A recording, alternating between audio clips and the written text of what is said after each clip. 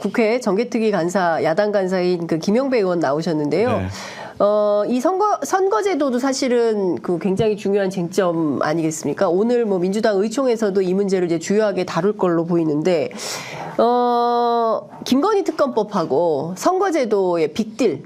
그러니까 김건희 특검법을 총선 이후에 처리를 하고, 그리고 선거제도를 바꾸는데 권역별 비례제를 포함해서 권역별 병립형 얘기가 나와요. 근데 민주당 의원님들 어떤 의견을 모을지 모르겠지만 오늘 아침 조간을 종합해보면 대체로 민주당은 권역별 병립형으로 가기로 하고 이 안에 대해서 국민의힘도 거부하지 않을 걸로 보여요. 그래서 여야가 합의 처리할 가능성이 있는 방향으로 가고 있는데 의원님 어떻게 되는 겁니까? 충분히 가능성은 있는데요. 저는 그렇게 해서는 안 된다고 생각합니다. 가능성은 있어요? 가능성은 있죠. 왜냐하면 뭐 선거법을 받아야 된다고 하는데 선거법은 선거 전에 당연히 해야 되는 거고 지금 김건희 특검법 같은 경우에는 취해법권을 논하는 자리인데 네. 그런 식으로 거래하는 것은 정말 바람직하지 않다라고 보고 있습니다. 그래서 정개특위 간사니까 이렇게 빨리 선거법을 개정하고 나서 선거 이제 유불리를 떠나서 나중에 김건희 특검법을 재의결하자는 건데 네. 저는 절대 바람직하지 않다고 생각합니다. 만약에 이런 내용들이 의총에서 올라온다면 저는 반대 의견 낼 겁니다. 아, 반대 의견 낸다. 네. 예.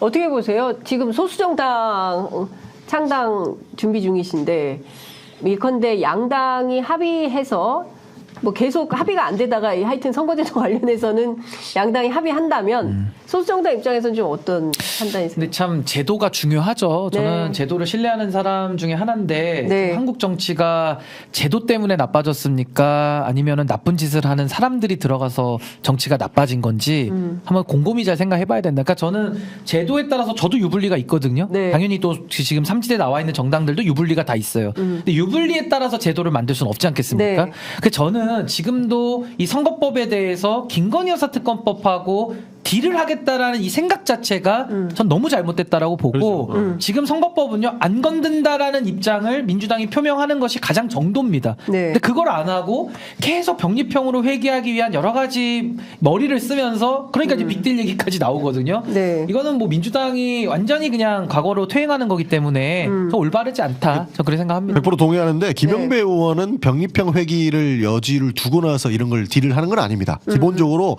연동형? 김영배 의원께서는 연동형과 그리고 대한민국의 진짜 정치 개혁을 이루기 위해서는 선거법이 빨리 예. 좀 정상화 돼야 된다라고 생각하시는 분 중에 하나이기 때문에 예. 그거랑은 좀 맞지 않고 제가 동의했던 부분들은 이 선거법과 김건희 여사의 재의결이 빅딜의 대상이 되는 것은 정말로 부적절하다는 것은 100% 동의합니다. 네, 그러니까 이거를 별개의 사안으로 처리 여부를 결정해야 된다라는. 근데 그건 가능성이었어요. 이런 가능성 하도 이제 있을 수도 있다. 네, 여야 네. 간에 뭐 협의가 잘 안 되니까 이렇게 하면 어떨까 저렇게 하면 어떨까 어떤 그런 차원에서의 주장이었던 걸로 이해를 합니다. 네. 어쨌든 중요한 거는 그러면 지금 상황에서 민주당이 이게 결론을 오늘은 좀 나야 되는 거 아닙니까? 그러니까 뭐 설 연휴 전에는 내야 된다고 하는데 사실 이기고 가지고 너무 오래 끌었잖아요. 근데 민주정당이기 때문에 토론이 많은 거는 어쩔 수 없는 거죠. 다 의견이 있는데 결국에는 정말로 답이 없을 때는 표결까지 할 수 있다고 봅니다. 아, 그래요? 그리고 웬만하면 오늘 답을 내야겠죠.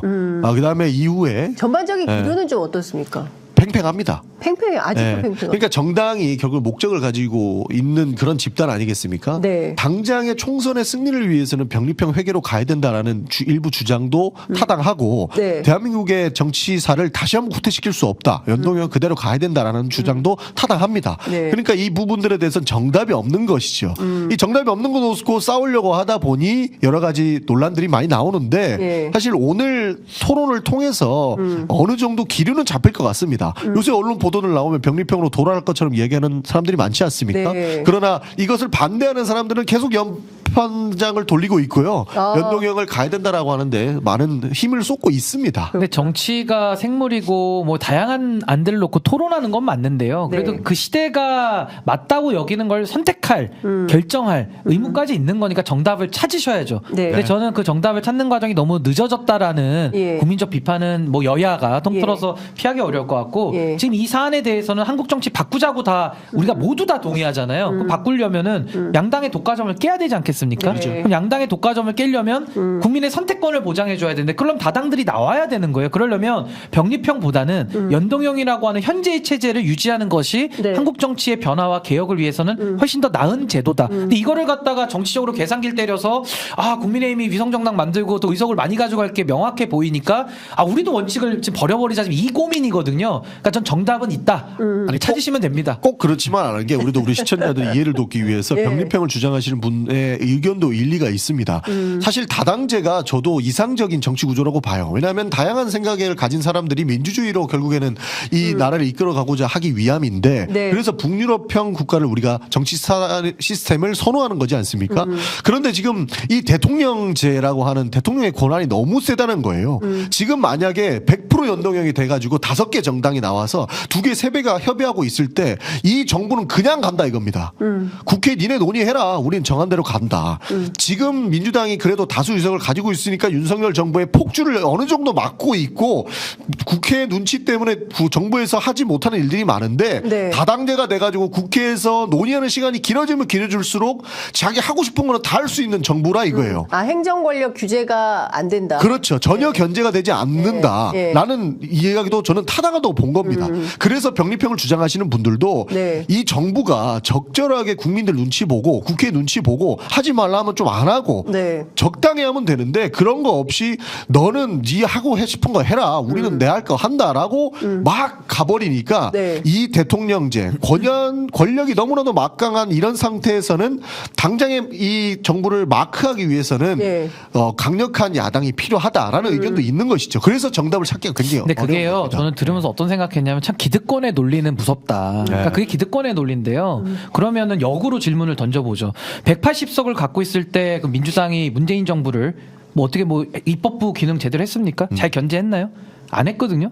그리고 지금은 이제 의석이 줄어서 169석 그래도 많은 의석을 갖고 있죠. 근데 윤석열 정부 힘이 없어서 규제를 못 하나요? 그럼 만약에 민주당을 200석 이상 주면은 이제 개헌전에서 있으니까 얘가 다르다 하실지 모르겠지만 또 그것도 올바르지 않을 수 있어요. 너무 한식 그렇습니다. 순리니까. 그러면 그렇습니다. 예. 민주당이 이번에 189석을 만약 했다 쳤을 때 좀 더 좋아질까요? 그러니까 국민들의 평가를 냉정하게 민주당도 받아들여야지 지금 힘이 더 필요해가지고 연동형 다 필요 없고 병립형을 가면서 윤석열 정부 견제위해가지고 다시 또 돌아가겠다? 이건 제가 옆에서 이렇게 듣기에는 그런 게 이제 하나의 의견이라고 네, 생각하지만은 별로 설득력을 가지지는 못한다 이런 생각이 듭니다. 그러니까 제가 이것 좀 여쭤보겠습니다, 의원님. 그 중대재해처벌법 있지 않습니까? 네, 네, 2년 네. 유예를 했는데 오늘 아침 보수 언론, 도하 보수 언론들 전부 몇 바닥씩 쓰고 있습니다. 이거 2년 유예해야 되고 이거 잘못하다가는 동네 빵집 사장님, 커피숍 사장님 다 망해 생겼다. 에? 이러고 있어요. 그것도 기득권에 놀린 거죠. 결국에는. 그것도 기독교는 논리예요. 그러니까 저는 이런 민생과 관련된 법안들에 대해서 야당이 조금 더 적극적으로 역할을 할 수 없을까요?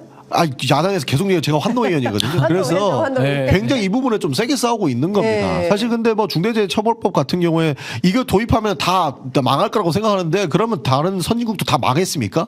이미 다른 선진국 다 망하고 나왔어야 됐는데 그러지 않다라는 겁니다. 그 제도에 맞춰서 사람이 살 수 있는 구조를 만드는 데 역할을 할 건데 네. 보수 언론도 사실 다 돈의 논리에 흘러가는 거지 않습니까?